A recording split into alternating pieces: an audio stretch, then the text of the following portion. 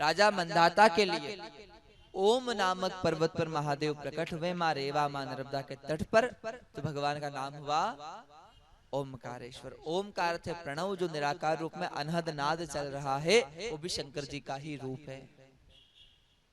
नाद सुना है? नाद, एक अनहद नाद। अनहद नाद का मतलब क्या होता है? जो निरंतर चल रहा है, जिसकी कोई हद नहीं है। और उसी नाद के कारण महाराज कोई वहां बोलता है तो हम यहाँ सुनते हैं, और हम यहाँ बोलते हैं तो वहां सुना जाता है। अगर वो नाद नहीं रहेगा तो शून्य हो जाएगा। और वो अनहद नाद ओमकार प्रणव का रूप माना जाता है, और वो ओम का रूप माना जाता है, और ओम का रूप स्वयं महादेव का ही रूप माना जाता है महाराज।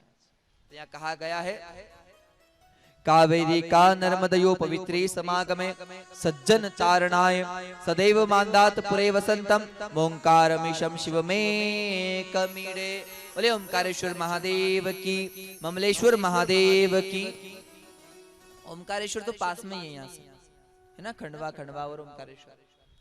तो वहां दो रूप है भगवान के, उधर ओंकारेश्वर है और इधर ममलेश्वर है, और दोनों के दर्शन करने से ही पूरा फल माना जाता है। फिर कहा गया है पांचवा ज्योतिर्लिंग भगवान वेदनाथ। कौन से? बैजनाथ या वेदनाथ। हमारे उज्जैन के पास में आगर है, वहां भी वेदनाथ है। ऐसे ये ज्योतिर्लिंग परली में है, परल्या वेदनाथम च। रावण दशानन शंकर जी के पास पहुंचा। चलो, शंकर जी ने कहा कहां चलना है? बोले मेरे घर चलो। शंकर जी कहा नहीं जा रहे हैं। कैलाश पर्वत उठा लिया, सर पे रख लिया, चल रहे हो कि नहीं? अब रावण जैसा अभिमानी चला होगा तो यही तो होगा। रावण गया, शंकर जी के पास चलना पड़ेगा। कहां? बोले लंका। शंकर जी ने कहा हम नहीं जा रहे। बोले नहीं जा रहे हो, कोई बात नहीं। गया और पर्वत उठाकर रख लिया सिर, चलो।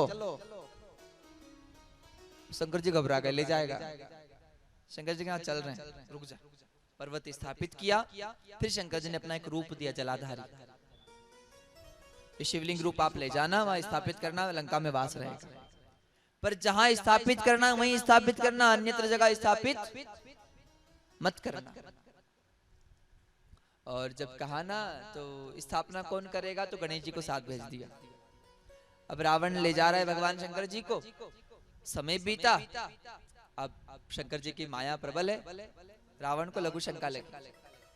और उस समय रावण कह रहा है श्री गणेश जी से आप ऐसा करिए, अपने पिताजी को, शंकर जी को संभालिए, मैं भी स्नान करके आया। गणेश जी ने कहा हम पूजा करवाने आए, हम तेरा काम नहीं करेंगे। बोले ऐसा मत करो, तो मेरी विनती है। बोले जल्दी आ जाना, नहीं तो यहीं बिठा देंगे। भगवान को जाना ही नहीं था वहां। और यहाँ रावण जैसे ही गया, गणेश जी महाराज ने अच्छा सुंदर स्थान परली का देखा, और भगवान वेदनाथ को वहां विराजमान कर दिया महाराज। परल्या वेदनाथम च। नींद आ रही है ना?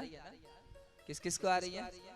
दिन में आ रही है, सवेरे सवेरे कहो हर हर।